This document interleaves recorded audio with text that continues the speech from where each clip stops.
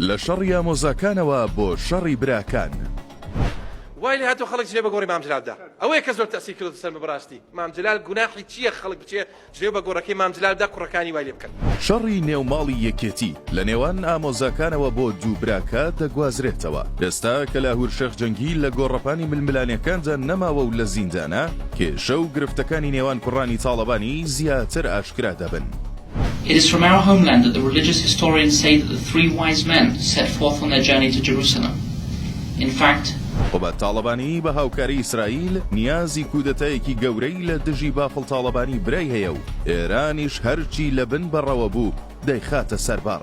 ئاژانسی هەواڵی مهری سەر بە سوپای پاسدارانی ئێران لە راپۆرتێکدا پەردە لەسەر پێگەیاندنی قوبەت تاڵەبانی لە ڕێگەی دەستگای هەواڵگری مۆساد و ڕێکخراوی لۆبی ئایپاکی ئیسرائیل لا دەدات.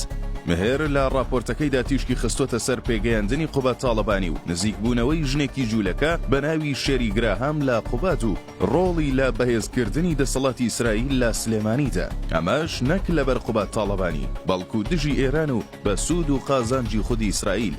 دوای هاوسەرگیریکردنی قوبەت و شێری و لە ژێر ڕێنمایی مۆساددا قوبەت و شێری دەگەڕێنەوە هەرێم و لە هەولێر نیشتەجێ دەبن. بەو پێیەی شێری ڕقی لە سلێمانی بووە و بە ناوەندی نفوزی ئێرانی دەزانی. قوبەت بە پاڵپشتی شارەوەی مۆساد و ئایپاک توانی چەند پۆست وەربگرێت و پێگەی خۆی لە نێو یەکێتی بەهێز بکات.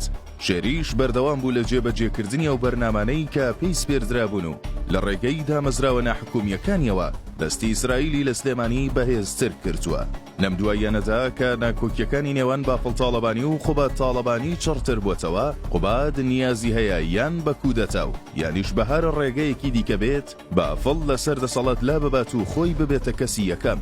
ئەمەش بە هاوکاری و پشتیوانی ئیسرائیل بەم بۆنەیەشەوە کۆماری ئیسلامی ئێران پای لە نهێنیەکانی ئاشکرا کردووە و ئێرەشی توندی بۆ سەر قوبەت تاڵەبانی دەست پێ کردووە و بە پیاوی ئیسرائیل دەیناسێنێت. چونکە سلێمانی و ناوچەی سەوزی بەغدا بە گۆڕەپانی سەرەکی تەڕاتێنی ئێران لە ناوچەکە تێناژمار و بافڵ تاڵەبانیش وەکو یەکەم کەسی گوێڕایەڵی ئێران لە سلێمانی دادەنرێت. بەم پێش بێت ئێران نایەوێت بەهاتنە سەرکاری قوبەت تاڵەبانی و دوورخستنەوەی بافڵ تاڵەبانی هەژمون و دەسەڵاتی خۆی لە ناوچەکەدا لەدەست بدات. لەولاشەوە ئیسرائیل نایەوێت هەوڵی چەندین ساڵی خۆی بێ بەرهەم بێت و ئێران بەردەوام بێت لە تەڕاتێن لە سلێمانیدا. ئێستا شەڕەکە لە نێوان دوو براکەدایە و هەریەکەیان وڵات و دەستێکی دەرەکیان لە پشتە و دیار نییە. ئایندەی ئەم ململانیە کوشندەیە بەکوێ دەگات و دووبارە خەڵکی سلێمانی لەم نێوەندەدا چ زەرەر و زیانێکی دیکە دەکەن.